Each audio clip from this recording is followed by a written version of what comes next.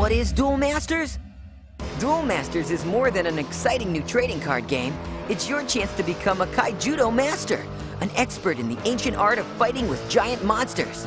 To play a Duel Masters game, you need a deck with at least 40 Duel Masters cards in it. You also need a friend with his own deck. Your personal deck can have whatever cards you want in them. It's completely up to you. You choose which fierce monsters you want to fight for you. You choose which tricky spells you want to surprise your opponent with. The object of the game is to break all your opponent's shields and then attack him one more time to win the game. To do that, you'll need creatures and spells. Let's get familiar with the cards and how they work in the game. This is a creature. You can tell because it says creature here. And it has a power number here. A creature's power shows how strong it is in battle.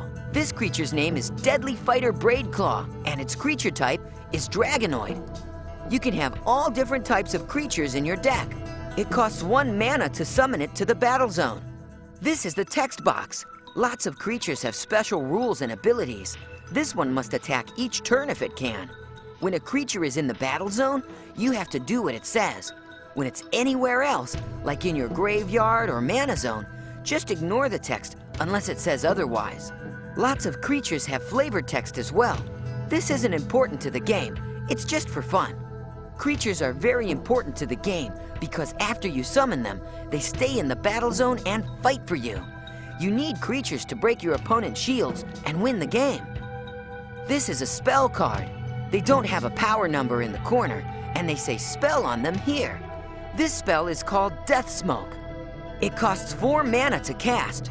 When you cast a spell, you do what it says to do in the text box. If you can't do everything it says, just do as much as you can. Then you put the spell card into your graveyard. Spells only have a one-time effect, but they can be very powerful. Before we get started, let's see what a full game looks like. This is the shield zone. Each player starts the game with 5 shields. When you break all of your opponent's shields, you attack him one more time to win the game. This is the battle zone. The creatures that you summon go into the battle zone, and that's where they fight for you. This is your mana zone. Each player has one. Mana is magical energy that you use to pay for creatures and spells. The more mana you have, the bigger your creatures and spells can be. This is your deck. At the start of each turn, you draw a card from your deck, so you always have new creatures to summon and new spells to cast. This is your graveyard. When a creature is destroyed or when a spell is finished, you put it in your graveyard. Hey, you know enough. Now let's duel!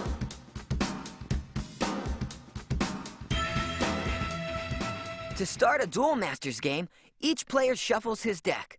Decide randomly who will start the game. You might want to flip a coin or play rock, paper, scissors to decide.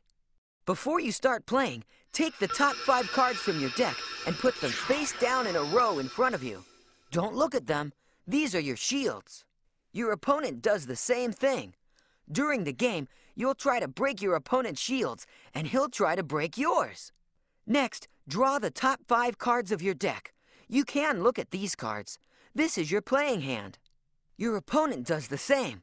The cards in your hand are what you can play. Now that you're set up, it's time to start playing. Your turn has 6 steps. The first step is to start your turn. This is when you reset all of your cards on the table. Since you don't have any yet, we'll skip this part. We'll talk about this again on turn 2. The second step is to draw a card. But wait, the player who goes first doesn't draw a card on his first turn. We'll skip this part too. Don't worry, we'll get to it on turn 2. The third step is to put a card into your mana zone. You don't have to do this every turn, but you really want to at the beginning of the game. Mana is what you use to pay for creatures and spells, and without mana, you can't do anything at all. Choose a card in your hand that you don't think you'll use right away. Put it into your mana zone upside down so you can read the number in the circle. That card will stay in your mana zone for the rest of the game. You can get mana out of it every turn. You can only put 1 card into your mana zone each turn, so after you do that, this step is over. Step 4 is to summon creatures and cast spells. You can summon as many creatures as you want, and you can cast as many spells as you want, as long as you have enough mana to pay for them. Let's summon Deadly Fighter Braidclaw. It costs 1 mana. Braidclaw is from the Fire civilization. You can tell because it's red. There are 5 different Duel Master civilizations: Fire, Darkness, Light, Nature, and Water. They each have their own special strengths and strategies. You can use any combination of civilizations in your deck. Since Braidclaw is from the Fire civilization, you have to use a Fire mana to pay for it. Since the card in your mana zone is red, it makes Fire mana. To get mana, you tap the card in your mana zone. That means you turn it sideways. When you tap a card, that shows you've used it for the turn. Now that you've paid for Deadly Fighter Braidclaw, put it into the battle zone. You don't have any more mana this turn, so this step is over. Step 5 is to attack with your creatures. But wait, the first turn you put a creature into the battle zone, it has summoning sickness. It took so much magical energy to create it that it's too tired to attack yet. Since Braidclaw can't attack yet, this part of the turn is over. Step 6 is to end your turn. Now it's your opponent's turn. He draws a card. He puts a card into his mana zone. He can summon creatures and cast spells, but he must not have anything that only costs 1 mana. He can attack, but he doesn't have any creatures to attack with. His turn is over. Now it's your turn again. Step 1, start your turn. Remember, this is when you reset everything you have. You untap your creatures and your mana cards by straightening them out. Now they're ready to be used again. Step 2, draw a card. Since it's not the very first turn of the game anymore, you draw a card from your deck. Step 3, put a card into your mana zone. You only have 1 mana card. You need more. Put another card into your mana zone from your hand. Step 4, summon creatures and cast spells. You can summon Writhing Bone Ghoul now. It costs 2 mana, and you have 2 mana available. Writhing Bone Ghoul is from the Darkness civilization. You can tell because it's black. To summon it, you need 2 mana, and at least one of them has to be from the Darkness civilization. The other one can be from any civilization. Tap your 2 mana cards and put Writhing Bone Ghoul into the battle zone. Step 5, attack. Writhing Bone Ghoul can't attack yet because it has summoning sickness, but Deadly Fighter Braidclaw can attack. In fact, it has to attack because that's what it says on the card. When you attack with a creature, you tap it. That shows you're using it for the turn. Next, you choose what to attack. You can attack one of your opponent's tapped creatures, or you can attack your opponent. Since your opponent has no tapped creatures, you'll have to attack him. You break a shield. You choose which shield to break. Then your opponent picks it up and puts it in his hand. He only has 4 shields left. Step 6, end your turn. Let's skip ahead a few turns and see what the game looks like now. At this point, you and your opponent each have a bunch of mana cards and creatures. Step 1, start your turn. Untap all your cards so you can use them again. Step 2, draw a card. Step 3, put a card into your mana zone. You have 6 cards in your mana zone now, so you might not want to put any more cards into your mana zone. It's up to you. Step 4, summon creatures and cast spells. Let's cast a spell this time. You have Death Smoke in your hand. It costs 4 mana, and at least 1 mana must be from the Darkness civilization. Tap the mana you need now. Cast Death Smoke. You can choose any of your opponent's untapped creatures and send it to his graveyard. You might as well pick the biggest one, right? Choose his Tri-Horned Shepherd. When the spell is finished, put it into your graveyard. Step 5, attack. You have a couple of creatures that can attack. Creatures attack one at a time, so you get to decide which one goes first. Let's attack with Skeleton Soldier the Defiled. Skeleton Soldier the Defiled can attack your opponent or one of his tapped creatures.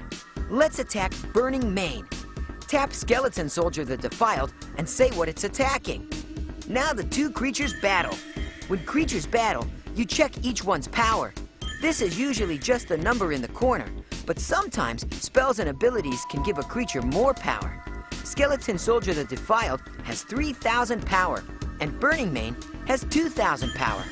Skeleton Soldier the Defiled has more power, so it wins the fight. Burning Mane is put into your opponent's graveyard. Let's do it again! Tap Writhing Bone Ghoul to have it attack Soul the Oracle. This time, both creatures have 2,000 power. When both power numbers are the same, the creatures destroy each other. You put Writhing Bone Ghoul in your graveyard, and your opponent puts Soul in his graveyard. Remember, for each creature, you choose whether to attack your opponent to break a shield, to attack one of your opponent's creatures to destroy it, or not to attack at all. Step 6. End your turn. Now your opponent gets a chance to go. How do you win the game? First, you have to break all your opponent's shields. But the game's not over yet. You still keep playing, even after all your shields are gone. You have to successfully attack your opponent one more time after all his shields are gone to win.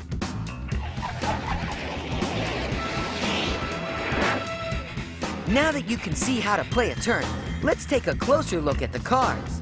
To be a Duel Masters champion, you need to understand what the cards can do for you.